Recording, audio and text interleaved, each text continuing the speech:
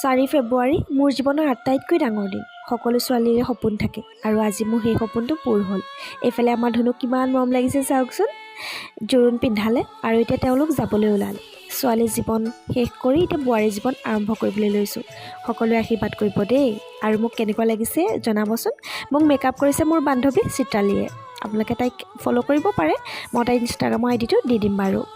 আৰু নিজৰ বিয়া বুলি এপাক ননচাকৈ নাথাকিলোঁ। হাজাৰ দুখৰ মাজতো এপাক নাছিলোঁ। কিমান কান্দিম আৰু নহয় জানো।